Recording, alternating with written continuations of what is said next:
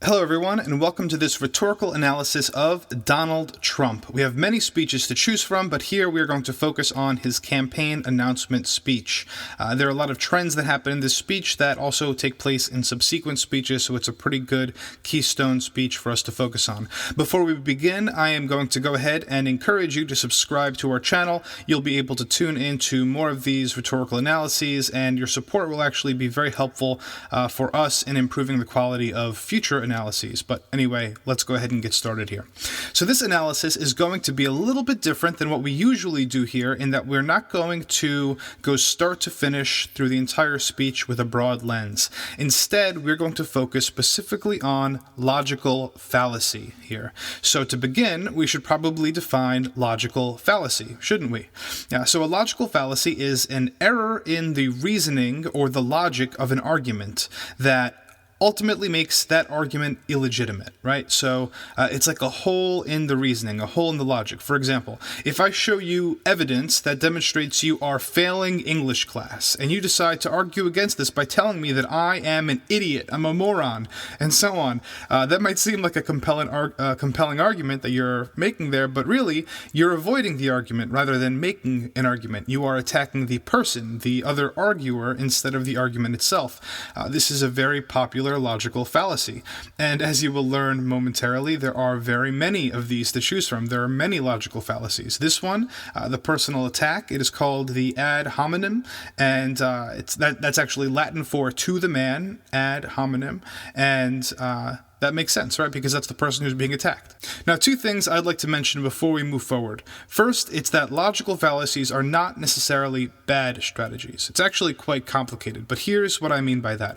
They're not legitimate strategies in that they are not logically sound, but that doesn't mean that they aren't potentially very powerful, very effective in swaying an audience, potentially very persuasive, even when we know they're fallacies, right? So think of them as cheat codes in a video game. They are certainly not a fair way to play, and if you want to be considered good at a game or to really have beaten a game, let's say, you must do so without the cheat codes. But if you plug those codes in, we'd be lying if we said they didn't improve your performance, right? As long as no one points them out while you're playing in front of a crowd, you could seem pretty impressive, pretty legit. So the purpose here is for you to understand the cheat codes, to understand how some of these logical fallacies work, and to be a critical consumer of media. You know how the old saying goes, knowledge is power, and it's very, very true, especially in this case. The second quick note I want to make before we begin is a political one. So we are going to use Donald Trump to exemplify these logical fallacies here. This is not a reflection of political belief. Trump just happens to be a pop culture icon who is running for the most powerful political office in the United States. He also happens to have never held political office prior to this, and given that the bulk of experience that he has is in other professional domains like business and real estate and whatnot, he finds himself hard-pressed to piece together a sound political argument. It's a pretty straightforward fact. He can't really answer some of those questions effectively that he's posed about holding political office because he's never held them. If we think about it logically, if we consider who Trump is and what his experiences are, logically, his campaign would be doomed. So rather than to fight what we all know would be a losing fight, Trump very effectively utilizes language to his advantage. So say what you will about Trump as a politician, the fact that he has run such a successful campaign thus far speaks volumes about the power of language and of rhetoric. And if you want to be president, start taking notes. So let's get ready to roll here. I'm going to run Trump's first speech in his campaign, the speech where he announces that he's running. As far as these speeches go, they become a dime a dozen as he continues to recite multiple versions of this one essentially on his campaign trail. So hopefully this one remains a bit more timeless than the rest. We will pause to discuss rhetorical strategies, rhetorical devices, and logical fallacies as they arise. All right, here we go. Wow. Whoa. That is some group of people. Thousands. Well, that certainly did not take long. This logical fallacy is known as the bandwagon. This is essentially an appeal to popularity, using the fact that many people are doing something as validation for that something being done. In saying that there are thousands of people present, whether or not they actually are present, whether or not there's anyone in that room, Trump is using the bandwagon fallacy to validate his candidacy for president. If thousands of people are there, then he must be a viable candidate, right? Now, even if there are thousands of folks there, that does not make for a logical or sound argument, right? The attendance of this particular rally has very little to nothing to do with the candidate's viability. So nice. Thank you very much. That's really nice. Thank you. It's great to be at Trump Tower. It's great to be in a wonderful city, New York. And it's an honor to have everybody here. This is beyond anybody's expectations. There's been no crowd like this. And I can tell you, some of the candidates, they went in, they didn't know the air conditioner didn't work. They sweated like dogs. They didn't know the room was too big because they didn't have anybody there. How are they going to beat ISIS?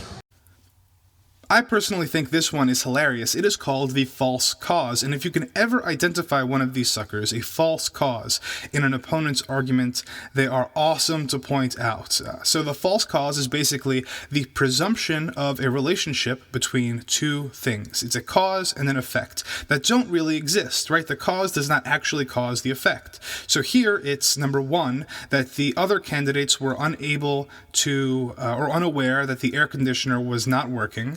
And number two, as a result, they won't be able to defeat ISIS. And we feel compelled to see the logic in this, right? Our instinct says, that's right. They didn't even know there was air conditioning. How could they run a country? How could they defeat ISIS? But the truth is, air conditioning is an entirely different matter than politics or war. They are so distant from one another that to imply that there is any kind of causal relationship between the two is absolutely ridiculous. But here, Trump does it, and it's done in a convincing way. The punch lands. I don't think it's going to happen. Our country is in serious trouble. We don't have victories anymore. We used to have victories, but we don't have them. All right, now we can call this a lot of things, but the most obvious to me at this moment seems like a logical fallacy known as black or white. This is the presumption that only two possible states exist. In this case, it's either having victories or not. It's either black or it's white. There's no gray, there's no middle ground. We do or we do not. And here, Trump tells us that we do not. The purpose here is to cloud the fact that there are alternative possibilities, that the United States does not necessarily need to have what he calls victories here in order to signify that the United States is in good shape. Consider a country that has no military victories whatsoever, because it has always been at peace with the world. That's not a bad deal, right? That sounds like winning to me. But here, this is one of many gray areas that is pushed aside, that are neglected in this black and white vision that Trump has introduced. Anybody saw us beating, let's say, China in a trade deal? So this is what's known as a loaded question, which basically means that there is an assumption built into the question, and there is no possible way to answer that question without seeming like you're at fault, right? That's how the question is structured. A loaded question, kind of like a loaded gun, right? It's a booby trap, and it can be phrased 100 different ways. You could ask me when the last time I saw us beat Uruguay in a trade deal was, and I wouldn't even know where to begin, right? The question itself is loaded. It's stacked against me. I can't remember. I guess we never beat Uruguay, right, in a trade deal. So here, Trump is setting that trap for us. No matter what, the answer to the question has that built-in assumption. No, I can't remember a time when we did that was. The trap is set. They kill us. I beat China all the time. All right, this is known as the anecdotal fallacy. Okay, so what is the anecdotal fallacy? Basically, that the speaker is using, in this case, a vague reference to a personal experience, a little personal anecdote to make and validate his argument. So the loaded questions set him up, creating a void to be filled. When's the last time we beat China? And even though that doesn't really make much sense as a question, he follows it up with a personal anecdote. I beat China all the time. Okay, so it is a jab and then it is a hook. Neither makes any logical sense, neither is solidly grounded in concrete evidence, and yet the punches land. All the time. When did we beat Japan at anything? They send their cars over by the millions. And what do? When was the last time you saw a Chevrolet in Tokyo? So, slightly interesting one here. This is a two-parter. Part 1, 3 loaded questions right in a row. When did we beat Japan at anything? They send their cars over by the millions, and what do? When was the last time you saw a Chevrolet in Tokyo? So those are 3 booby traps. There's no way to answer correctly. The answer is embedded in each of those questions. It's assumed already. But there's another important fallacy here, and that is known as the fallacy fallacy, right? It's like a dream within a dream. It's like the inception of fallacies. And it's part of the reason why language and rhetoric and everything really is so complicated and so powerful. So what is the fallacy fallacy? It's the assumption that because a claim is poorly argued, because it is a logical fallacy, that it must be untrue. And the truth is, we can't really make any determinations about whether or not a claim is true or untrue. All we can say is that these loaded questions don't prove anything. They're loaded questions, right? They are flawed arguments. But as it turns out, the claim that Trump is making here about American cars having a horrible reputation in Japan is indeed true. A cold, hard fact about this, a cold, hard piece of evidence that supports this, is the statistic that Chevrolet sold less than 367 vehicles in Japan in the first 5 months of 2015. So, Trump's claim here is actually true. We can't discredit its truth simply because it's poorly argued, simply because it's encapsulated in a logical fallacy, but I can certainly tell you that I didn't believe it until I went ahead and did some research myself. This is the fallacy fallacy, right? It's a dream within a dream. Okay, let's move on. It doesn't exist, folks. They beat us all the time. When do we beat Mexico at the border? All right, so when do we beat Mexico at the border? This is an interesting one. The issue Trump is referring to here is that of illegal immigration, and even more than that. And it's very, very complicated. One that is embedded very deeply into the stuff that America is made of, right? It's a country that is essentially founded on the hard work of immigrants, and it was founded and populated by immigrants. And beyond that ideology, illegal immigrants play a huge role in the nation today. Even those that Trump refers to here that have crossed over the border in Mexico, they are deeply connected to the pillars of American society, to the underpinnings of the American workforce. And the questions that are raised as far as whether illegal immigrants should be educated, whether they should receive medical benefits and be treated humanely, they're very complex issues, complex legal issues, complex economic issues, complex ethical issues, and so on. And so what does Trump do here? He creates what is known as a straw man. This is a super popular and powerful logical fallacy, and it's very effective, the straw man. So, a straw man is basically a misrepresentation of an argument that ultimately makes that argument easier to attack. It usually simplifies it, it distorts it in a way that makes it more vulnerable. So, all of that really complicated stuff that is incredibly difficult to discuss and dismantle in any kind of intellectual way, that many millions of brilliant people are wrestling with all of the time, is instead represented by this straw man. When do we beat Mexico at the border? Right? So he encapsulates the entire argument in this straw man, in this question, when do we beat Mexico at the border? And that seems like a much easier argument to take on. Who knew we were even in competition with Mexico and trying to beat them at the border, right? So the most obvious solution here to beat Mexico at the border would probably something ridiculous, like building a wall. And obviously that isn't going to change any of those complex issues mentioned earlier, but that is exactly Trump's proposal. That's how he tackles the straw man. It is the obvious solution to this suddenly much simpler and distorted version of a complex argument, his straw man. They're laughing at us, at our stupidity. So they're laughing at us, at our stupidity. This is immediately following the line that Mexico is beating us at the border. Now, if anyone is laughing at you, what's your reaction, most likely? negative, right? A strong dislike. And if they're laughing at your stupidity, even worse. So this logical fallacy is basically a manipulation of pathos. It is an appeal to emotion that seeks to manipulate the audience's feelings in place of a valid argument. And now they're beating us economically. They are not our friend, believe me. But they're killing us economically. All right, a few things have begun coming together here. They are beating us economically is a continuation of the appeal to emotion, as is the claim that they are not our friend, right? It is manipulating the audience's emotions. It's abusing them, really. This is supported by a simple phrase here, believe me, as if this pleading to be believed can suffice as evidence, and then the continuation of being killed economically. The claims have been mounted. The U.S. has become a dumping ground for everybody else's problems. This logical fallacy is known as the slippery slope. That essentially asserts that if we allow this one thing to happen, a host of consequences will result. If we let X happen, then Y will happen, then Z will happen, then all of these things will happen, which will ultimately be awful, right? And then the US will be a dumping ground. Except here, Trump does this in the past tense. He gives us an X and a Y and a Z, China, Japan, Mexico, etc.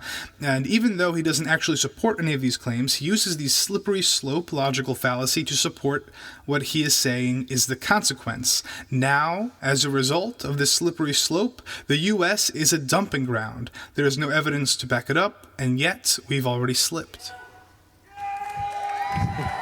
Thank you. It's true. And these are the best and the finest. Another appeal to emotions here. If you are cheering Trump, then you are the best and the finest. Who says so? Trump does. And so what do we call that? Circular reasoning, right? He is chasing his tail there, or rather the audience is, and that is another logical fallacy, circular When reasoning. Mexico sends its people, they're not sending their best. They're not sending you. They're not sending you. So black and white, again, when Mexico sends its people, they are not sending their best, and they're not sending you. So they must be sending their worst, right? Drug dealers and rapists, and no one in between. Additionally, the straw man that Trump has built, that Mexico as a nation is actually selecting individuals to send to us, that we must beat Mexico at the border, persists here. They're sending people that have lots of problems, and they're bringing those problems with us. They're bringing drugs, they're bringing crime, they're rapists, and some, I assume, are good people. But I speak to border guards, and they tell us what we're getting.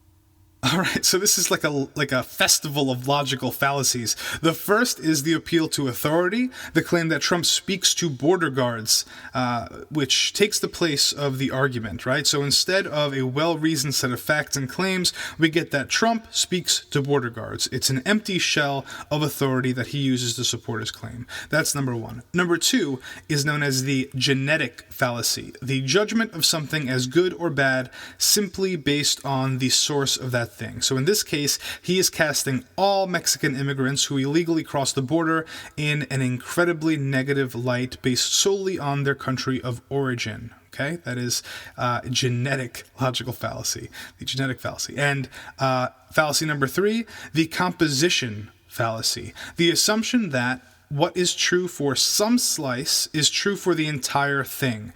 Does Mexico have an issue with drugs and organized crime?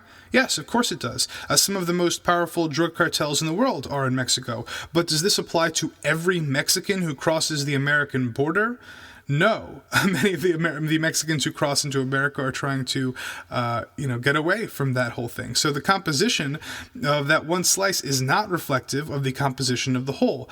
And that's why this is known as the composition fallacy. It is also part of what makes generalizations about things like race stupid, right? Completely logically unsound. And it only makes common sense. It only makes common sense. All right, so would you believe me if I told you this was called the common sense fallacy?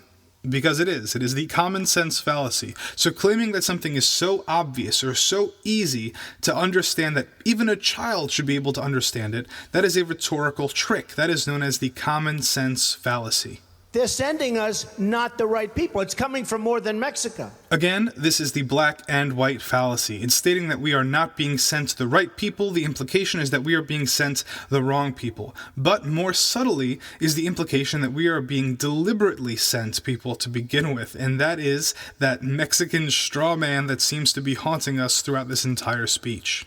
It's coming from all over South and Latin America, and it's coming probably from the Middle East. But we don't know, because we have no protection and we have no competence. We don't know what's happening. So the logical fallacy known as personal incredulity is basically the use of ignorance to take down a claim.